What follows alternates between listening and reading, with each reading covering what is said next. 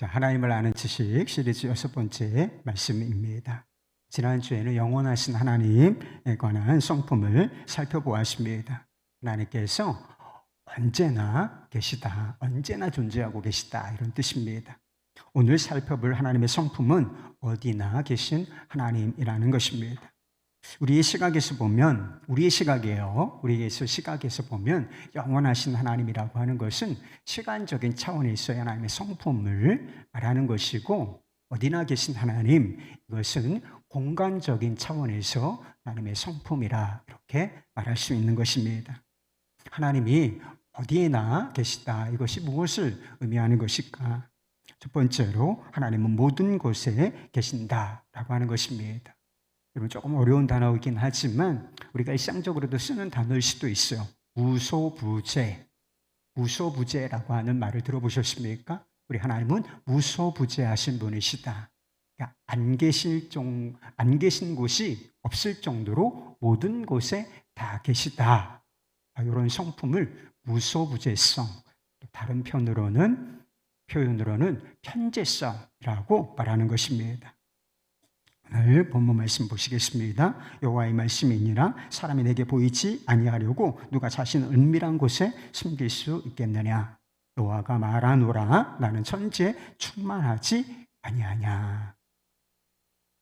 빛의 속도로 138억 년, 그냥 자동차 속도가 아니라 도보 정도 이런 게 아니라 빛의 속도, 1초에 지구를 7바퀴 반 돈다는 그 속도로 180년도 아니고 180억 년, 억 년을 가야 지금 이제 우주의 끝에 도달할 수 있다. 지금까지 알려진 바에 의하면 우주가 그 정도 크기가 될 것이다. 이렇게 말씀드린 적이 있습니다.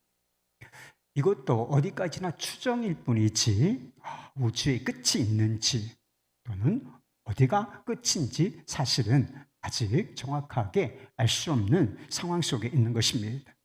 그러니까 우주의 크기는 그냥 어마어마하다, 상상을 불허한다, 이렇게 생각하시면 옳습니다. 그런데 하나님께서 그 천지, 우주 공간 안에 충만하게 존재하신다라고 말씀하고 있는 것입니다. 예를 들어 볼게요. 이만한 크기의 양동이가 있다고 한번 생각해 보십시오. 양동이가 있어요. 비어 있습니다. 그런데 그 빈 양동이를 태평양 바다 한복판에 배를 타고 와서 그것을 양동이를 그 바다에 빠뜨린다고 한번 생각을 해보세요. 그러면 금방 물이 그 양동이 싹으로 싹 쏟아져 들어가고 또 그 양동이는 바다 한가운데 아주 심연에 이렇게 가라앉게 되겠죠. 지금 우주라고 하는 양동이, 이게 어마어마하게 크지만 이걸 양동이라고 한번 생각해 보십시다. 이 우주라는 양동이가 무한하신 하나님이라고 하는 바닷물에 잠겨 있는 것 같은 상황 속에 있다는 것입니다. 그렇기 때문에 하나님이 안 계신 곳으로 자신을 숨길 수 있는 사람은 단 한 사람도, 그 누구도 존재하지 않는다. 이렇게 말씀하고 있는 것입니다. 이 말씀에 의하면 지금 이곳 우리가 예배를 드리고 있는 이 예배당 한번 생각해 보세요. 이곳에도 하나님 계실까요? 하나님께서 그냥 계신 정도가 아니라 충만하게 계신다라고 하는 것입니다. 어느 정도로? 물 셀 틈 없이 이 공간을 주님께서 채우고 계신다라고 하는 것입니다. 두 번째로 하나님이 어디나 계시다라고 하는 뜻은 무엇을 의미하느냐? 하나님께서 공간을 초월하여 계시다라고 하는 것을 의미한다는 것입니다. 우리는 시간에 매여 있는 존재이죠. 시간을 거스를 수 있는 사람이 단 한 사람도 존재하지 않는다라고 말씀드렸습니다. 여러분이 알고 있는 유명한 사람들, 연예인들, 많은 사람들이 지금 세상에 존재하지 않아요. 찾아봐요. 궁금한 사람 있으면 조금 오래된 분이신데 예전에 TV에 많이 나왔는데 요즘에 안 나온다. 그러면 돌아가셨을 가능성이 굉장히 큽니다. 그러니까 시간에 의해서, 시간이라는 홍수에 의해서 이제 존재 자체가 지난주에 말씀드린 것처럼 싹 하고 쓸려가 버리게 된 것이지요.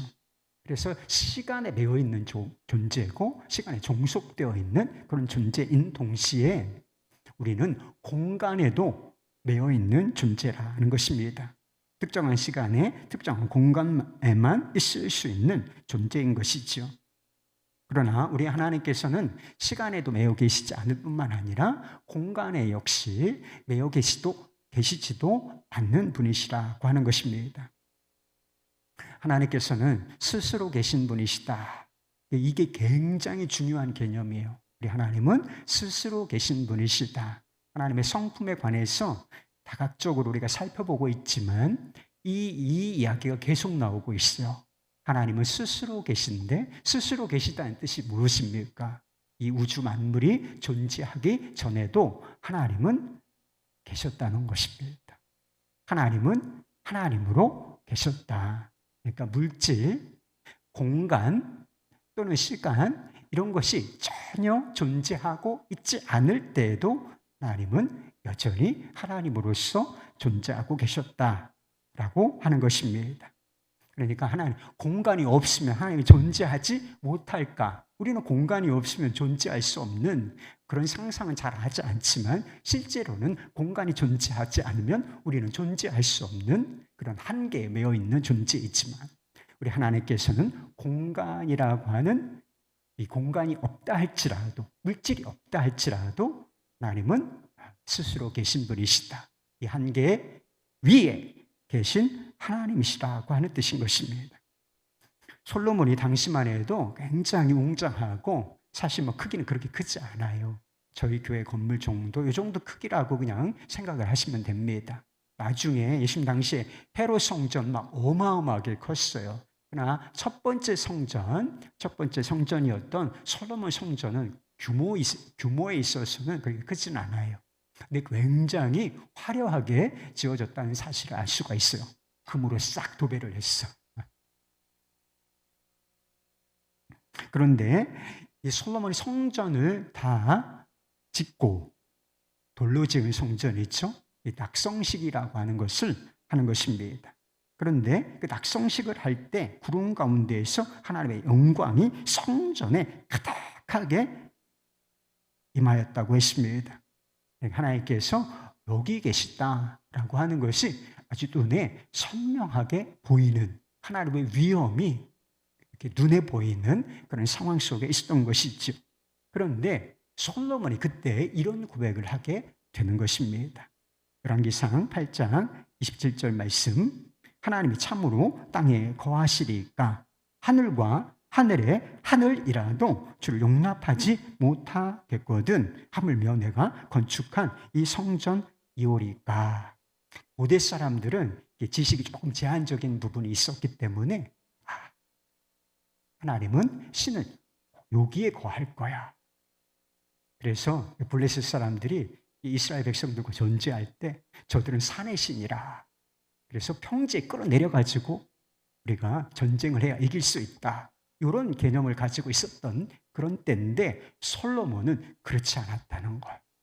솔로몬이 생각하기에 하나님은 지금 보기에 크고 화려하지만 이곳에만 계신 분은 아니시오.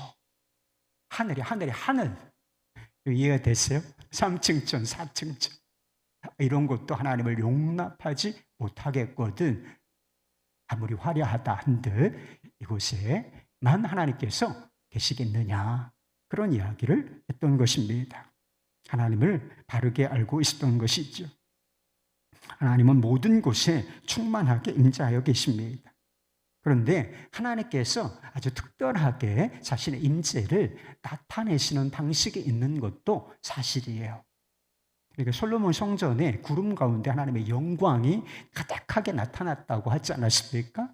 하나님은 천지 충만하게 이미 존재하고 계신데 그런 방식으로 하나님의 임재하심을 특별하게 나타내실 때가 있었다는 것입니다. 그럼 언약궤라고 하는 것이 있죠. 언약궤, 작은 상자 같은 거예요. 요만한 사이즈의 상자인데 그 언약궤가 상징하는 것이 무엇입니까? 하나님이 여기 계시다. 하나님의 임재를 상징하는 물건이 바로 언약궤고 이 언약궤가 들어있는 장수가 있었어요. 성소와 지성소가 있었는데 이 언약궤는 지성소에 있었습니다. 이 지성소가 무슨 의미가 있느냐? 지극히 거룩하신 하나님께서 완전하게 임재하시는 장소다라고 하는 그런 의미를 가지고 있었다라고 하는 것입니다. 그래서 제사장도 함부로 들어가지 못하였고 죄가 있으면 즉각적으로 죽어나가는 그런 일도 있었다라고 하는 것입니다. 이스라엘 백성들이 광야 생활을 할 때 눈에 보이는 게 있었어요. 뭐가 있었죠? 그들이 낮에 이렇게 행진을 할 때, 진군을 할 때는 구름 기둥이 보였다고 그랬습니다. 구름 기둥이 먼저 앞서가서 그들의 길을 인도하였고, 밤에 어떻게 이동을 하죠? 밤이 얼마나 위험해요. 그런데 불기둥이 나타나서 그들의 길을 인도하였다라고 하는 것입니다. 하나님께서는 천지에 충만하시지만 이번에는 구름기둥, 불기둥이라고 하는 형태로서 자신의 특별한 임재를 내가 여기 있고 너희들 앞서 행하며 너희들의 길을 인도하고 있다. 나만 따라오라. 이런 의미로 구름기둥과 불기둥 가운데 자신의 임재를 나타내 보여주셨다라고 하는 것입니다. 하나님께서 안 계신다 또는 멀리 계신다라고 하는 것도 비슷한 의미가 있습니다. 하나님의 특별한 임재와 같은 방식으로 이해할 수가 있다라고 하는 것입니다. 하나님과 우리 사이에 물리적인 거리는 존재하지 않는다라고 하는 것입니다. 하나님은 결코 멀리 계시는 분이 아니신 거예요. 그런데 왜 사람들이 하나님은 멀리 계시다 또는 어떤 사람들은 하나님은 안 계셔. 무신론자들이 있잖아요. 불신자들이 있습니다. 그럼 하나님은 안 계시다고 생각하잖아요. 하나님 안 계신 것처럼 실제로 살아가고 있고, 근데 왜 이렇게 느끼는 것일까? 우리가 느끼는 하나님의 부재와 거리는 물리적인 것이 아니라 관계적인 거예요. 관계적인 거리가 있기 때문인 것입니다. 이사야는 하나님과 우리 사이에 이 관계적인 거리를 멀리 떨어뜨려 놓는 이유, 그 원인에 대해서 이렇게 말한 적이 있습니다. 이사야 59장 2절 말씀, 오직 너희 죄악이 너희와 너희 하나님 사이를 갈라 놓았고, 큰 구렁텅이가 생겼는데 갈라 놓아졌어. 하나님과 사이가 이제 멀어졌단 말이에요. 근데 이 원인이 무엇이냐? 이게 바로 죄라. 이렇게 말하고 있는 것이죠. 하나님과 우리 사이는 물리적인 거리로 말하자면 단 1cm도 여기 하나님 계실까? 실제로 물리적인 거리는 천지에 충만하다고 말씀드렸잖아요. 양동이가 바다에 빠져 있는 것처럼 천지, 우주 공간 안에 충만하시기 때문에 이곳에도 충만하게 존재하시기 때문에 물리적인 거리는 존재하지 않는다는 것입니다. 그런데 무엇이 하나님과 우리 사이를 멀어지게 만들었는가? 하나님은 천지에 충만하시지만 실제로 왜 사람들이 하나님이 안 계신 것처럼 살고 있는가? 그것이 바로 죄가 하는 일이라고 하는 것입니다. 양동이가 바닷물에 잠긴 것처럼 하나님은 천지에 충만하신데 지금 세상 사람들, 불신자들이 그 충만한 임재 속에 살면서도 하나님의 임재를 전혀 깨닫지 못하는 이유가 바로 거기에 있는 것입니다. 여러분, 예수님께서 이 땅에 왜 오셨는지 한번 생각해 보셨어요? 심심해서 오셨을까? 저 천상 위에서 잠을 주무시다가 너무 따분해가지고 소풍 나오신 것이겠습니까? 절대로 그렇지가 않죠. 하나님과 우리 사이에 관계적인 거리가 있는, 물리적인 거리는 없어요. 관계적인 거리가 너무 멀단 말이에요. 하나 될 수 없는 관계 속에 놓여 있는데 이 관계적인 거리를 딱 하고 좁혀주시고 붙여주시기 위하여 예수님께서 이 땅에 오신 것입니다. 여러분, 더러운 곳, 예를 들어서 쓰레기장 같은 곳에 가까이 하고 싶은 마음이 드십니까? 다 멀리하고 싶어 해요. 저는 쓰레기 버릴 때 가까이 안 갑니다. 한 1m, 2m 거리에서 이거를 싹 하고 뚜껑이 열린 경우에는 던져놓죠. 백발백중. 딱 들어간다. 이게 조금 불결하기 때문에 그래요. 쓰레기장이 아무리 깨끗하게 관리를 해주신다 할지라도 쓰레기 냄새가 나고 불결하기 때문에 불결한 것에 가까이 가고 싶어 하지 않는다는 것입니다. 근데 한번 생각해 보세요. 이 세상이 얼마나 불결합니까? 악하고 더럽고 불결하고 냄새나고.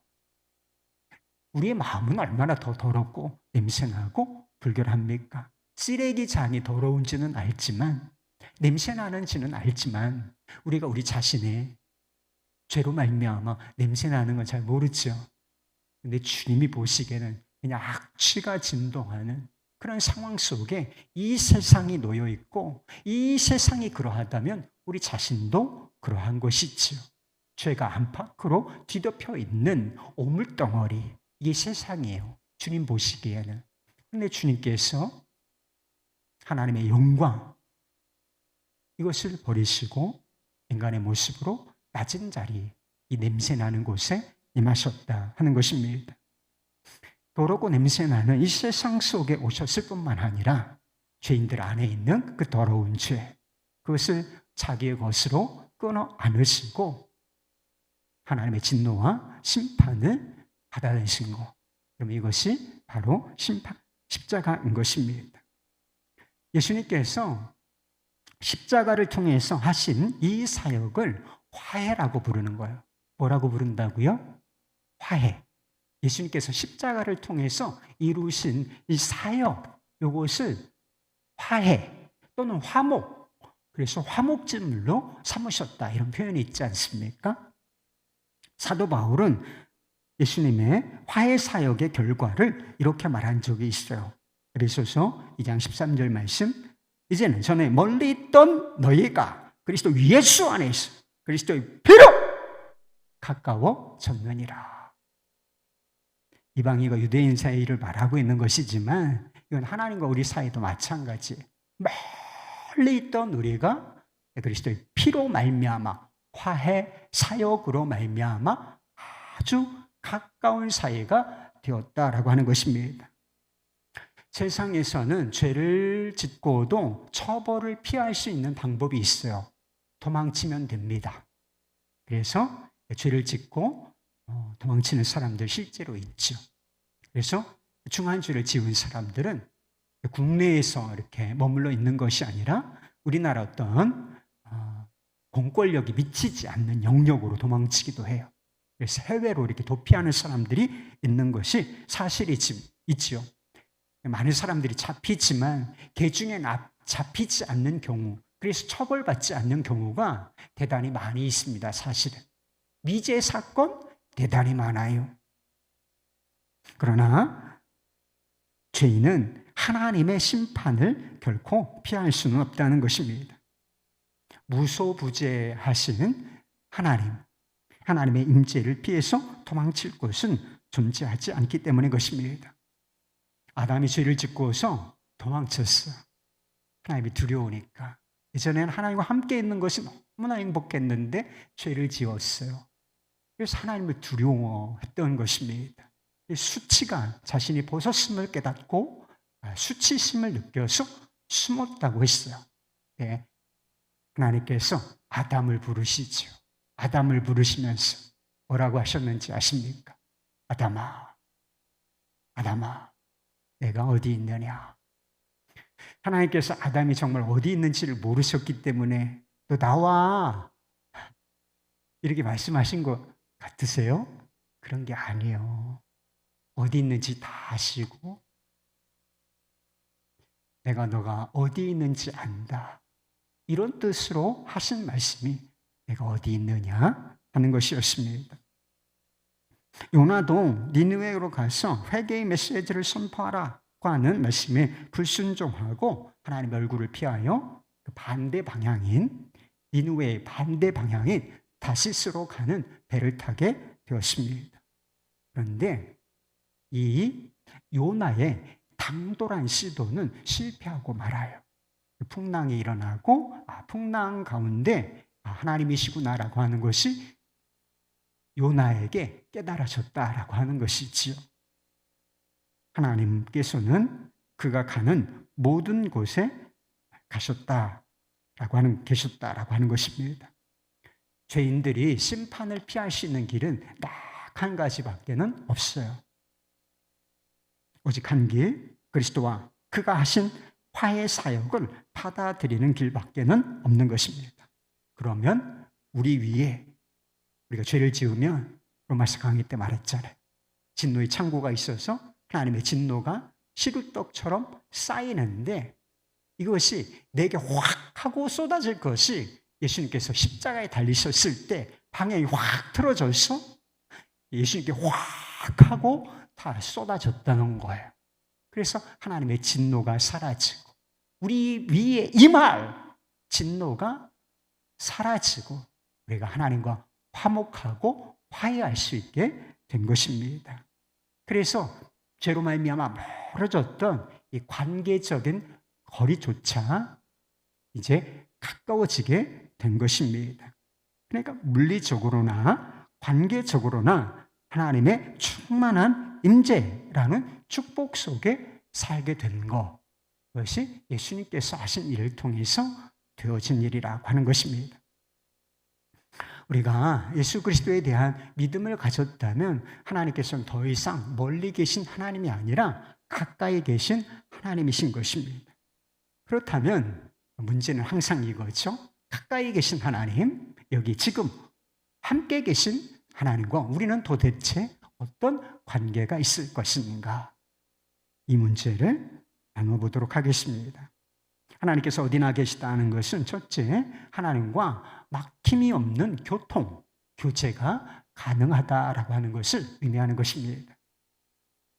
하나님께서 계시지 않는 때나 장소가 있다라고 한번 생각해 보세요. 그러면 하나님과의 교제, 교통, 이것에도 제한이 생기게 될 수밖에는 없다는 것입니다.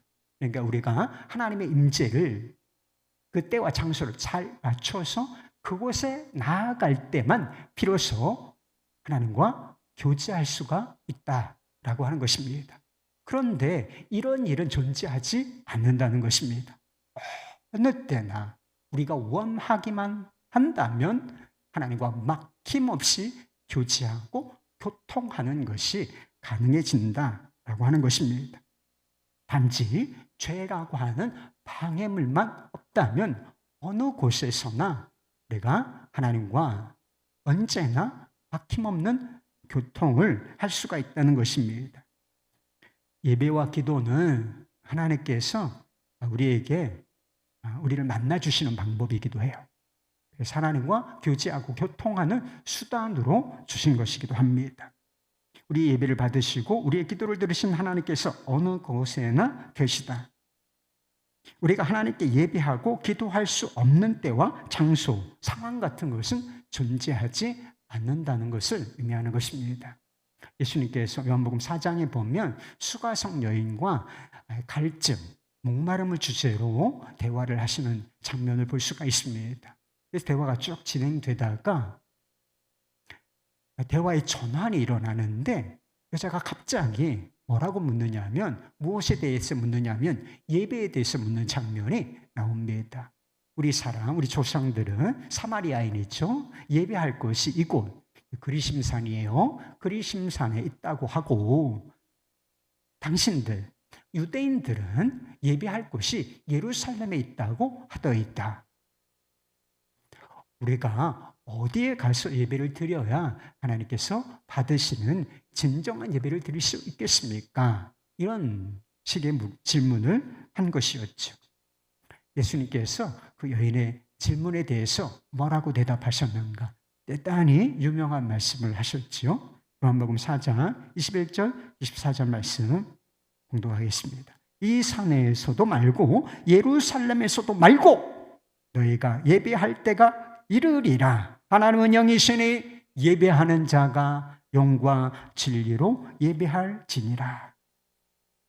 어디서 예배하느냐? 예배 장소가 그리심산이냐 또는 예루살렘이냐, 이건 중요하다는 거예요? 중요하지 않다는 거예요. 이 당시에는 굉장히 중요한 개념이었어요. 예배할 곳은 뭐 예루살렘 시온성이지, 뭐 예루살렘 성전이지. 그래서 어려운 일이 있어도 다 절기 때는 예루살렘 그 성전 예루살렘으로 순례를 갔던 거예요. 근데 예수님께서 아주 파격적인 개념을 제시하고 계신 것입니다. 예배는 장소가 중요한 것이 아니라고 말입니다. 왜 그렇습니까? 영이신 하나님, 물질이 아니시고 영이신 하나님, 그리고 어디나 계신 하나님, 하나님은 어디나 존재하고 계시기 때문이라는 것입니다. 그래서 정작 예배의 핵심은 뭐라는 것인가? 영과 진리. 간단하게 표현하면 예배하는 자의 마음과 태도, 이것이 예배의 핵심이라고 말씀하고 계시는 것입니다. 오늘 목사님께서 교인 댁에 신방을 가셨는데 이렇게 거실에서 예배를 드리셨대요. 그런데 그 교우가 목사님 안방에서도 예배를 드려주시지요, 부탁을 하더래요. 근데 그 다음에는 건너방에서도, 그 다음에는 아이 방에서도 예배를 드려주십시오 라고 요청을 하더라는 것입니다. 목사님이 좀 놀랐어요. 이러다가 화장실에서도 예배를 드려달라고 하는 것이 아니겠는가, 무슨 액땜하듯이 그런 충격을 받으신 일이 있다는 이야기를 했다는 것입니다. 하나님의 자녀들의 이 예배를 무엇이 이토록 미신적으로 전락시키고 마는 것이겠습니까? 영이시고 무소부재하신 하나님, 그 하나님에 대한 무지가 이런 우리의 예배를 거룩한 예배가 아니라, 영적인 예배가 아니라 이 미신적으로 전락시키고 만다는 것입니다. 예배를 드릴 때 중요한 것은 장소의 문제가 아닙니다. 지금 여기에 계신 하나님의 임재를 의식하고 있느냐, 이것이 가장 중요한 문제인 것입니다. 여러분, 왜 우리의 예배가 메마르고 형식적이 되는지 여러분 아십니까? 왜 우리가 예배를 드린다고 하면서도 하나님을 무시해? 예배라는 형식 안에 있어요. 예배를 드리고 있는 중입니다. 그런데 무서운 사실은 하나님을 무시한다라고, 이게 말라기에 나와요. 하나님을 얼마나 분노하게 하는 예배가 있는지 한번 가서 보십시오. 예배라고 다 같은 예배 아니에요. 하나님 받으시는 예배 절대로 아니라는 사실에 이런 경고를 받아야 한다는 것입니다. 예배를 드리면 삶이 변화되어야 되잖아요. 예배가 삶이고 삶이 예배가 되는 것이 하나님의 뜻이에요. 그래서 예배를 정말 잘 드리면 삶이 변화될 수밖에 없는데, 예배는 수도 없이 드리면서 삶은 안 변해. 왜 이런 현상이 일어나느냐? 하나님의 임재, 하나님이 여기 지금 계신다. 우리 예배를 받으시기 위하여 여기에 계신다. 이런 임재의식이라고 하는 것이 없기 때문에 이런 현상이 일어나는 것입니다. 미국의 워싱턴 백악관 주변에 한 교회가 있는데 대통령이 간혹 가서 예배를 드리는 일이 있었다 그래요. 그런데 교회로 자주 전화가 온다는 것입니다. 이번 주에 대통령이 교회에 나오십니까? 하고 묻는 전화가 많이 온다는 것입니다. 그러면 그 전화를 받는 목사님이 이렇게 대답을 하신대요. 대통령은 나오시지 않으실지도 모르지만 하나님은 늘 출석하고 계십니다. 여러분, 우리가 사람을 의식하는 것, 대통령을 의식하고 또 어떤 중요한 인물이라고 생각되는, 또는 평범한 사람, 옆에 있는 사람을 의식하는 정도로 그럼 사람을 의식하지요? 그 정도로 우리가 하나님을 의식한다고 하면 어떤 일이 벌어질까 한번 생각을 해보신 일이 있습니까? 우리를 너무나 사랑하신 하나님, 동시에 크고 위엄이 있으신 하나님, 그분이 여기 우리와 함께 계시며 예배를 받으신다. 이것이 우리의 분명한 인식이라고 인식이 되면 우리의 예배가 많이 달라지지 않을까요? 예배를 드릴 때 여러분 자세, 여러분의 태도를 한번 돌아보시기 바랍니다. 여러분 생각 속에, 의식 속에 정말 하나님 계실, 우리 교우들이 너무 소극적이에요. 여러분 손 한번 들어봅시다.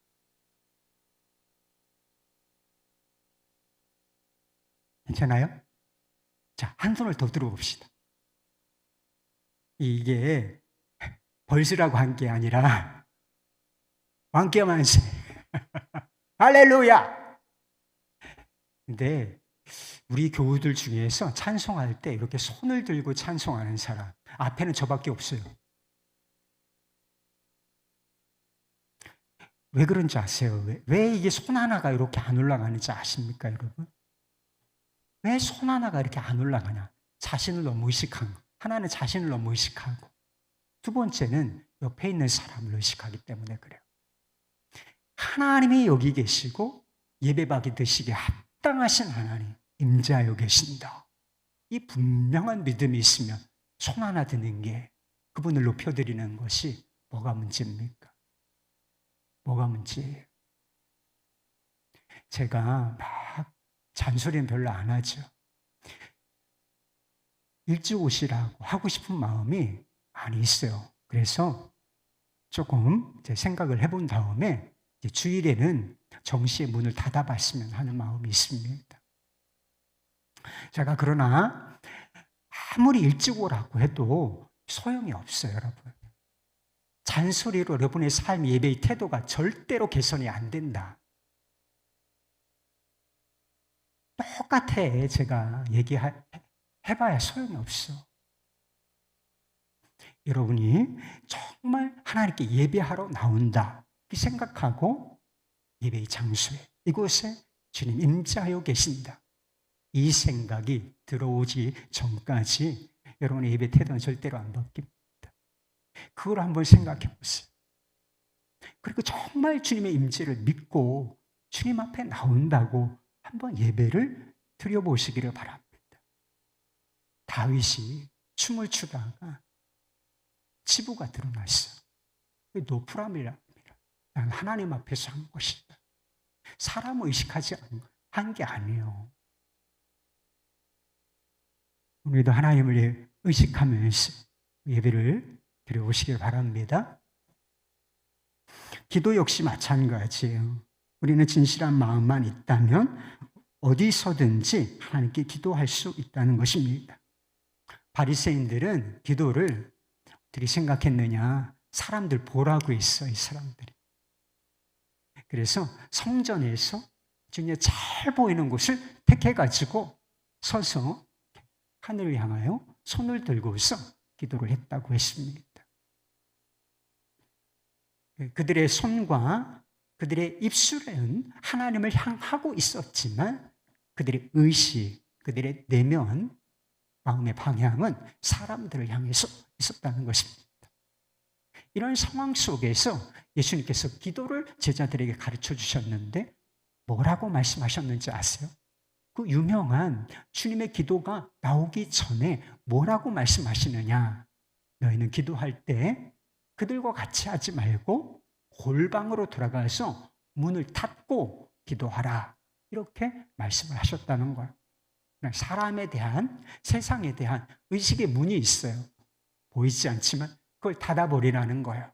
그냥 단순히 방문을 닫으라 이런 뜻이 아니라 세상을 향하여, 사람을 향하여 너무나 예민한 우리의 감각, 그 의식을 닫고 오직 하나님만 향하여 내 마음을 드리라.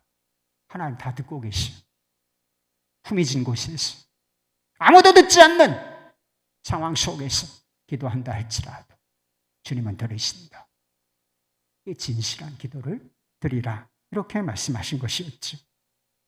우리가 어디서나 기도할 수 있다는 것이 담고 있는 또 한 가지 뜻이 있어요. 우리가 어디서나 하나님의 도우심을 기대할 수 있다는 사실인 것입니다.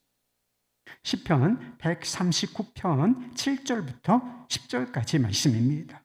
내가 주의 영을 떠나 어디로 가며 주 앞에서 어디로 피하리까? 내가 하늘에 올라갈지라도 거기 계시며 스올에 내 자리를 펼치라도 거기 계시니이다. 내가 새벽 날개를 치며 바다 끝에 가서 거주할지라도 거기서도 주의 손이 나를 인도하시며 주의 오른손이 나를 붙드시리이다. 이게 다윗의 시예요. 근데 다윗이 언제 이 시를 썼느냐? 예상하건대 대단히 어려운 상황 가운데 썼다는 것을 알 수가 있어요. 원수 대적이라는 표현이 끝에 나옵니다. 그러니까 대적으로부터 미움을 받고 그리고 억울한 일을 당하고 있었다는 것입니다. 여기에 스올, 원어로 쉐올인데 스올이라고 하는 단어가 나오지 않습니까? 예전에는 이걸 주로 음부라고 번역을 했어요. 개역 한글에서는. 근데 개역 개정 번역을 다시 하면서 이 단어를 음부라고 번역하지 않고 원어의 발음 그대로 스올이라고 하는 표현으로 번역을 했어요. 왜냐하면 이 단어가 대단히 우리말로 번역하기가 어려운 단어이기 때문이에요. 음부, 지옥이라고도 그런 개념도 있어요. 그러나 그런 개념만 있는 것이 아니라 이 쉐올이라고 하는 것은 가장 고통스러운 장소를 말하는 거예요. 정말 가장 밑바닥, 고통의 밑바닥, 심연, 이것을 말할 때 바로 스올이라고 하는 표현을 쓰는 것입니다. 다윗이 이 단어를 쓰고 있는 것만 보아도 얼마나 어렵고 고통스러운 상황 속에 처해 있는지 우리가 알 수가 있는 것이지요. 그런데 그런 상황 속에서도 다윗이 선택하고 있는 것이 무엇입니까? 하나님의 도우심을 기대하고 하나님을 바라보고 입술을 열어 기도하고 있다는 거예요. 다윗이 이렇게 기도할 수 있었던 이유가 있었던 거예요. 그 앞에 보면 몇 가지 이유가 있는데 첫째는 하나님이 나의 모든 것을 아시기 때문이라는 거예요. 내가 얼마나 억울한지, 내가 하나님 앞에서 어떤 태도로 살았는지 사람은 몰라도 하나님은 다 아시지. 하나님의 모든 것을 다 아시오. 또 하나는 두 번째 이유가 하나님께서 어디나 계시기 때문이라는 것입니다. 내가 바다 끝에 거주할지라도 턱 떨어져서 바다 끝에 아무도 나를 도울 수 없는 그런 상황에 있다 할지라도 주님은 주님의 손으로 나를 인도하시며 나를 붙드실 수 있다. 나를 도우실 수 있는 분이야. 하나님께서 모든 것을 아신다. 전지하신 성품이 있죠. 하나님께서 어디나 계신다. 무소부지하신 성품. 그리고 하나님은 전능하시다. 이게 다윗의 믿음이었기 때문에 그 어려운 상황 속에서도 사람을 찾아 헤매지 아니하고 하나님 바라보고 그가 골방에서 기도를 드릴 수가 있었다라고 하는 것입니다.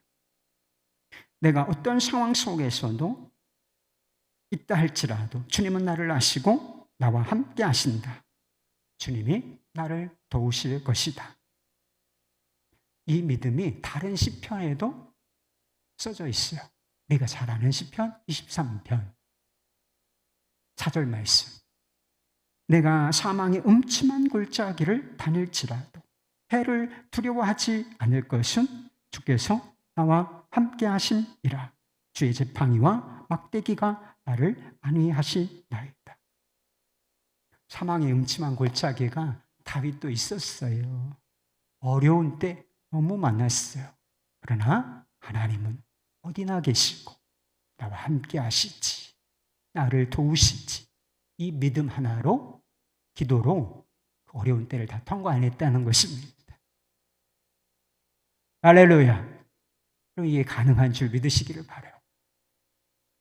요나가 하나님의 얼굴을 피해서 도망치다가 결국 폭풍을 만나게 되고 어디까지 내려갔느냐? 큰 물고기 뱃속까지 내려가죠. 그때의 상황을 요나가 뭐라고 표현하지? 표현하는지 아십니까? 물고기 뱃속인데 그 물고기 뱃속을 스올의 뱃속이라 이렇게 표현합니다. 그 스올의 뱃속에 떨어졌을 때 그가 선택한 것이 뭔지 아세요? 회개였어요. 회개의 기도를 드리는데 그의 회개의 기도가 효과가 있을 수 있는 이유가 뭐였겠어요? 하나님께서는 스올의 뱃속에서도 그와 함께 계셨기 때문인 것입니다.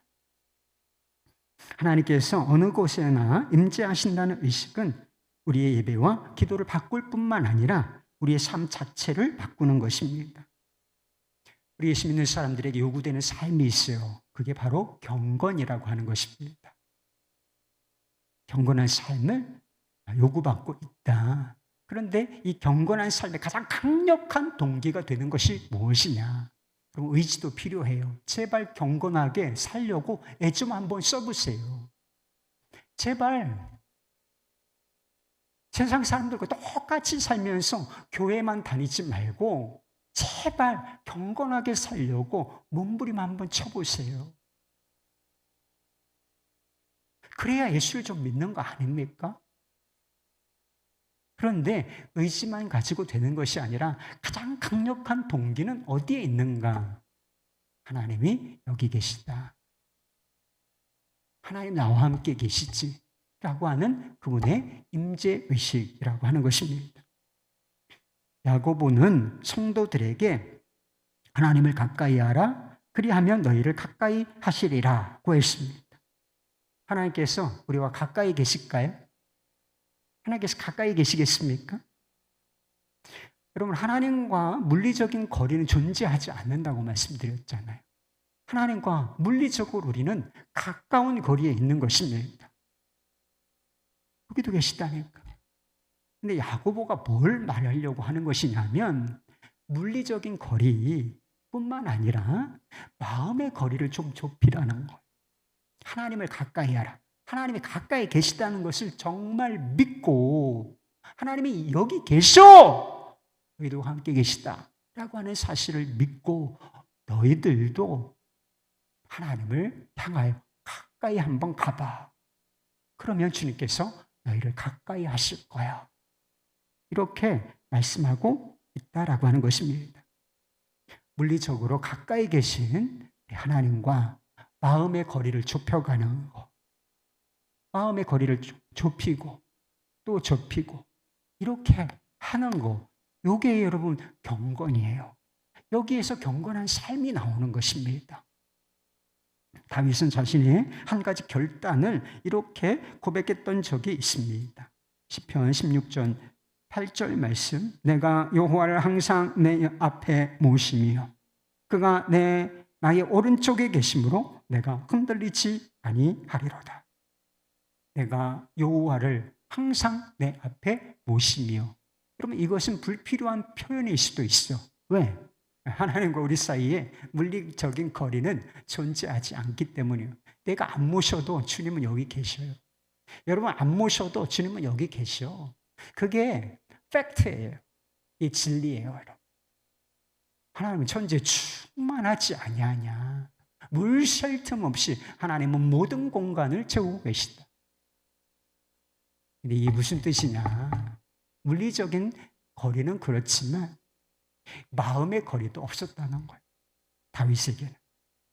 여러분, 코람데오라고 하는 이야기를 들어보시죠? 알면 뭐해? 그렇게 살지를 않는 걸. 코람데오, 이게 하나님 앞에 서라고 하는 뜻입니다. 여호와를 항상 내 앞에 모시며. 요거를 간단히 표현하면 코람데오, 하나님 앞에서 내가 산다는 거예요. 하나님이 여기 계시다는 것을 정말 내가 믿고 의식하고 그분 앞에서의 삶을 산다. 그렇게 이야기하고 있는 것입니다. 이 코람데오, 여호와를 항상 내 앞에 모시며 주님은 여기 계시오. 이것이 다윗이 경건한 삶을 살 수 있었던 비결이 아니었겠습니까? 요셉이 노예 생활을 할 때 주인의 아내로부터 성적인 유혹을 받았습니다. 이 유혹은 대단히 강력한 것이었습니다. 내적으로도 젊은 20대 초반 밖에 안 되는 혈기왕성한 청년이었어요. 내적으로는 뭐 종욕덩어리야. 그리고 외적으로는 주인 아주머니잖아. 그 권위, 권세 때문에 이 유혹은 정말 이기기가 어려운 그런 유혹이었다는 것입니다. 그러나 요셉은 그 유혹을 이기고 범죄하지 않았습니다. 이 경건을 지켜낸 대가는 혹독했지만 하나님은 실패를 성공으로 바꾸시는 분이에요. 저주처럼 보이는 사건을 승리로, 축복으로, 선으로 바꾸실 수 있는 분 아니겠습니까? 이것이 발단이 되어서 결국은 구원의 통로가 된다는 것입니다. 강력한 유혹 앞에서도 요셉이 범죄하지 않은 이유가 무엇이었겠습니까?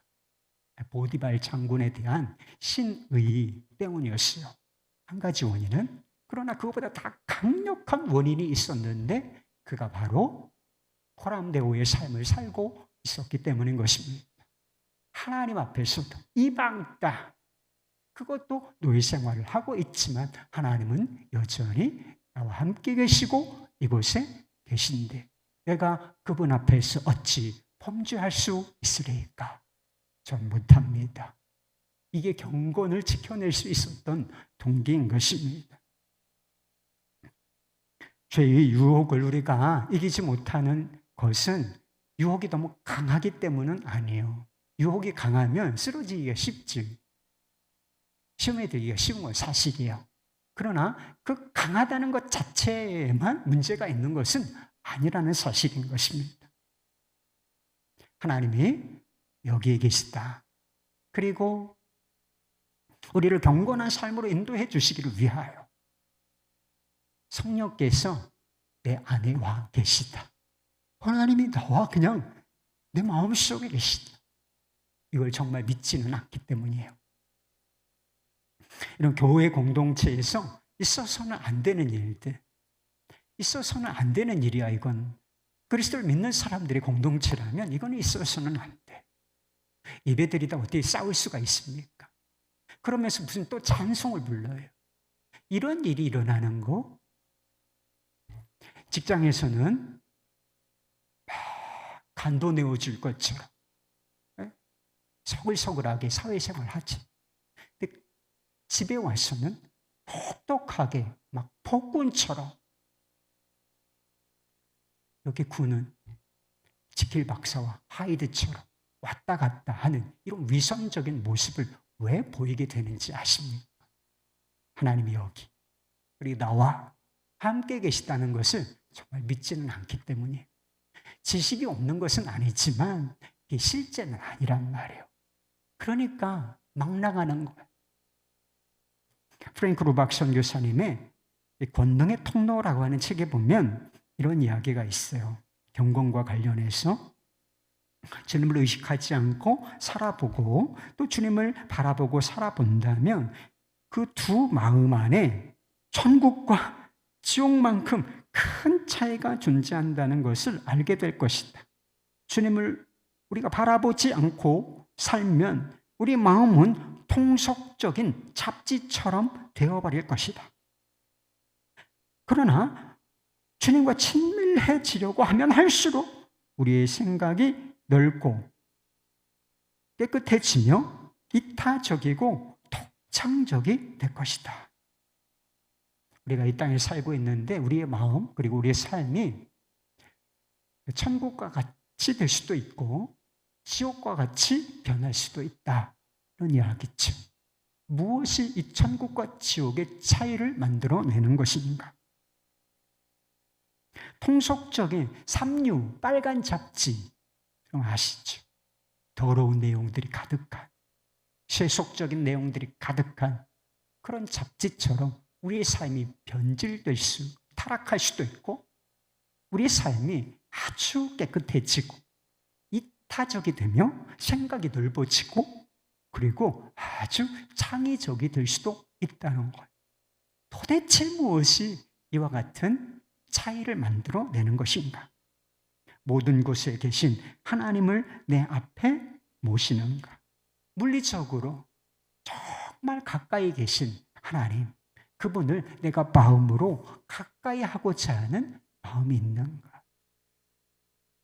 나와 함께 계시는 그 주님을 바라보고자 하는 마음이 있는가? 이것이 그 차이를 결정한다라고 하는 것입니다.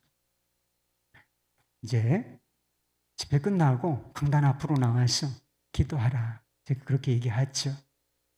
나오시는 분도 오늘 뭐 다 나올 건 없어요 이런다고 제가 얘기한다고 평소대로 해. 여기 물리적인 거리가 여기 하나님 계셔? 여기 하나님 계신가? 여기 하나님 특별히 계셔? 그런 건 없어요. 여기나 거기나 똑같죠. 물리적인 차이는 없어요. 근데 왜 제가 그렇게 얘기를 하는 걸까요? 마음의 거리를 한번 좁혀오라고. 주님께 가까이 갑니다. 이런 마음으로 한번 나와서 기도해 보시라 하는 것입니다.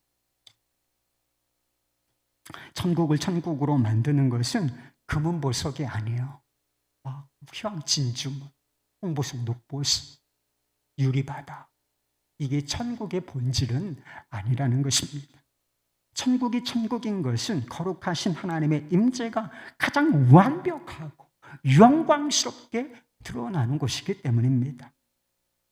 우리가 천국에 가서 누릴 축복, 이것의 본질이 뭐냐?